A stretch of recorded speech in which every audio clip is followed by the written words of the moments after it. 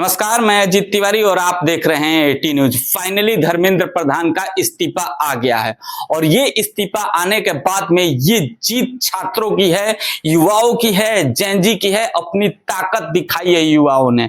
जिस तरह से पिछले एक महीने से लगातार ये प्रोटेस्ट चल रहा था, जिसमें भूख हड़ताल हुआ, 21 दिनों तक आयशा के छात्र भूख हड़ताल पे रहे और उसके बाद 25 दिनों तक सोनम वांगचुक भूख हड़ताल पे रहे, उनका भी भूख हड़ताल तोड़वाया गया, आयशा के छात्रों का भी भूख हड़ताल तोड़वाया गया।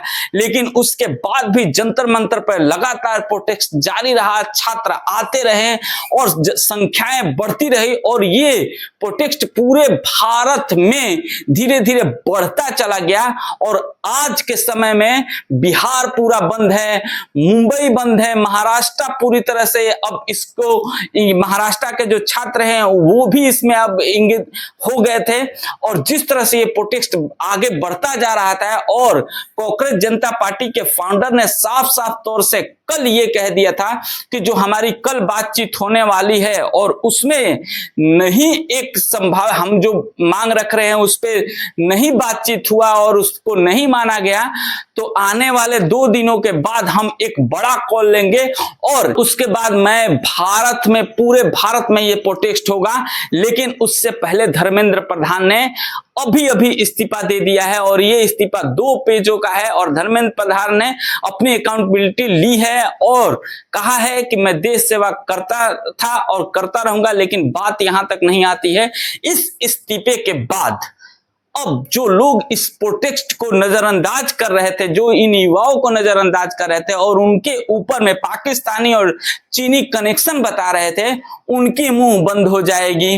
और भी कई तरह के कि यहां से फंडिंग हो रहा है, वहां से फंडिंग हो रहा है और जो मेन स्ट्रीम मीडिया में गलत चीजें दिखाई जा रही थी, आज के दिन तक जिस तरह से मेन स्ट्रीम मीडिया में इस प्रोटेस्ट को चीनी कनेक्शन से जोड़ा जा रहा था, जो प्रोटेस्ट करने वाले फाउंडर है उनको चाइना का एजेंट बताया जा रहा था, वो सारी की सारी अब चुप हो जाएंगे। क्योंकि इसीलिए कहते हैं कि युवा एकता जिंदाबाद होता है और रहेगा। युवाओं, जेनजी जहां से खड़े हो जाते हैं वहीं अपना राह बना लेते हैं, अपना स्थान बना लेते हैं। और ये साबित कर दिया है कि जो किसान नहीं कर पाए, जो पहलवान नहीं कर पाए, जो राहुल गांधी नहीं कर पाए, जो विपक्ष नहीं कर पाया, वो अब जेनजी ने कर दिखाया है, युवाओं ने कर दिखाया है, जेनजी ने कर दिखाया। और नरेंद्र मोदी भी अब समझ गए थे कि ये प्रोटेस्ट काफी दूर तक जाने वाला है। और जिस तरह से वो अब पिछले 2 दिन से इंस्टाग्राम पे, सोशल मीडिया पे एक्टिव हो गए थे, ये तो अब होना ही था और वो हो चुका है। धर्मेंद्र प्रधान का इस्तीफा हो चुका है।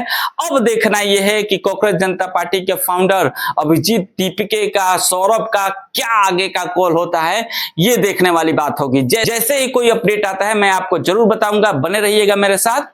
जय हिंद।